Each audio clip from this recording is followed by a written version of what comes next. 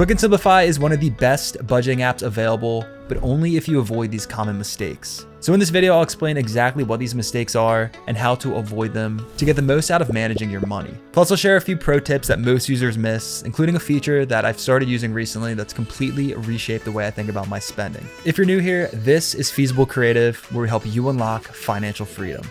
So let's go. Right off the bat, I want to say this video is not sponsored. I just personally use this budget app and wanted to share with you my honest experience and hopefully give you some insight into certain mistakes you'll want to avoid to get the most out of using it if you choose to do so. Now, this is coming from somebody who has years of experience working in finance and an avid budget app user myself. If you're new to Simplifi, there's a link in the description where you can sign up. Oftentimes there are deals. I think right now you can get 50% off. So click that link if you want to sign up. For more background, just to say Simplifi is similar to other budgeting apps in it allows you to securely connect to your bank accounts, to your credit cards, your investment accounts, and really aggregates all this data and brings it into a consolidated platform. Now, here are the key mistakes to avoid. I think this first one is critical and it should ideally change the way you think about budgeting overall. Number one, we have budgeting too safely. Within Simplifi, there's what's known as the spending plan, which is essentially your budget. It basically lays out your income, which is your money coming in, and then looks at any bills you have, whether they're recurring subscriptions or something like rent or utilities. It essentially takes your income, subtracts out all of these expenses, and then you're left over with savings or your available balance. Now, when it comes to budgeting, the standard process for most people is maybe look at the last 30 to 60 days as a historical trend. And then for an area like restaurant spend, maybe on average, you're spending $300 per month.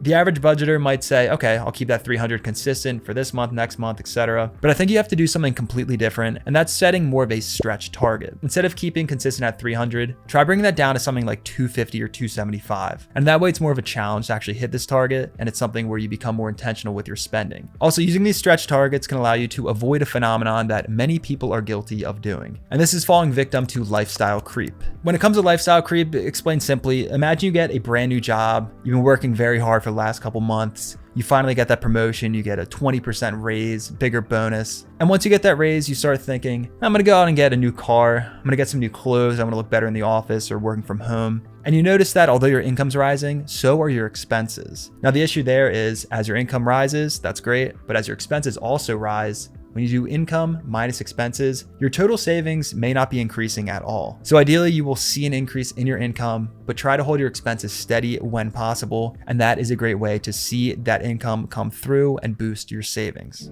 This concept actually transitions nicely into the next mistake to avoid. And this is critical, again, to make the most out of your budgeting situation. Also, very quickly, if you're getting any value out of this video, please hit the like button and consider subscribing for more similar content. The next mistake is ignoring the bigger picture. Sometimes with budgeting apps, you can fall into the trap of only focusing on the current month. So you're just looking at your money coming in, your money going out, and you're very hyper-focused on this monthly picture. This becomes an issue when you do have long-term financial goals, whether that's buying a car, buying a house, or anything like that. If you're not trying to strategically reach those goals in the future, they might get forgotten as time progresses. Now, to actually understand your spending trends, it's important to look at more than just the last 30 to 60 days. And this is possible within the report section of Quicken Simplifi. Specifically, for example, if you look at the spending area, you can drill down into certain categories of spend items, like groceries is often an area I like to look at. And you can see not only for the last 30 to 60 days, but you can see months and months in the past. It's a great way to see an overall view of a trend of your spend items. And from here, you can really pick out the areas that need to be addressed to hopefully reach these long-term targets.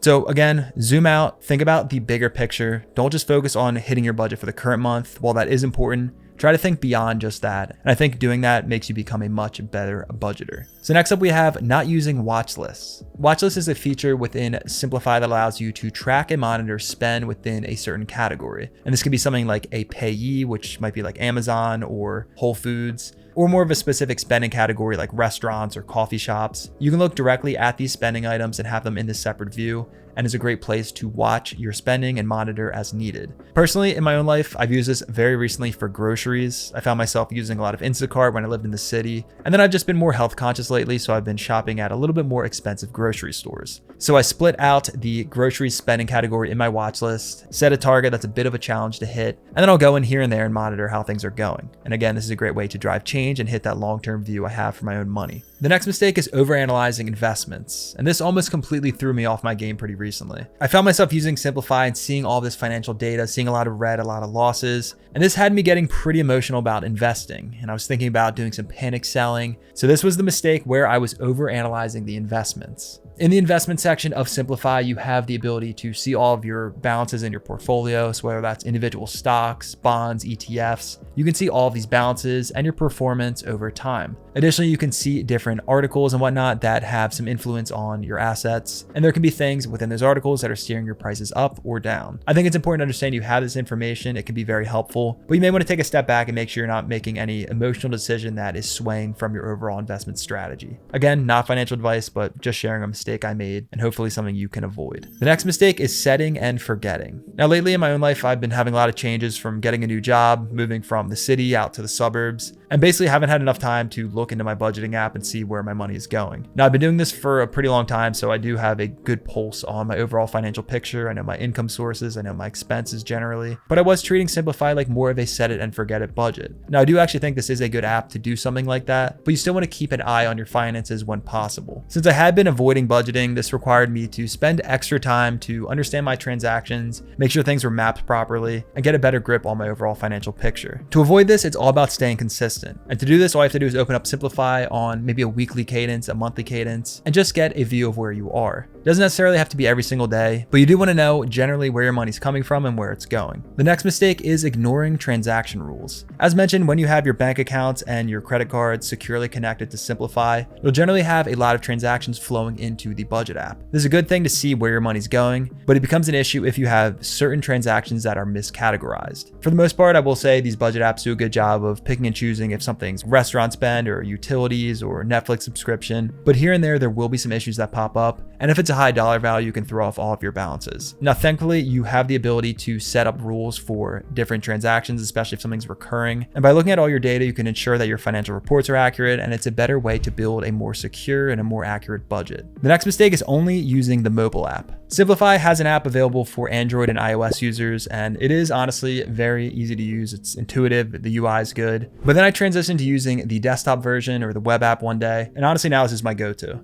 I think that I'm generally more productive when I have a keyboard, when I have multiple screens like this, and allows me to get the full benefit of this technology. If you're somebody who is generally mobile focused, you could probably be fine just using the app, but I would suggest trying to use the web app version here and there on your computer, as you might find it to be a little bit easier to use. Lastly, we have the most important mistake on this entire list, so make sure you don't do this. This is aiming for perfection. Simply put, life happens. There will be different emergencies that pop up, or even good things like a friend will come in from college and you'll spend a little bit more than you should at a restaurant, or you'll set up an impromptu golf trip or go to the spa with your friends. My thought has always been it's important to save your money, spend your money wisely, but you don't want to miss out on some fun things with life along the journey. And I think with these budgeting apps, it gives you a transparent view into your money, and it can make you feel almost robotic about your spending habits. But it's important to understand that life happens. Don't try to be perfect. I think it's all about finding a balance between having fun in your life and also saving and spending and trying to plan for the future as well. Let me know your thoughts on Quicken Simplifi in the comment section below. Again, link is in the description if you want to sign up, and I'll see you in the next one.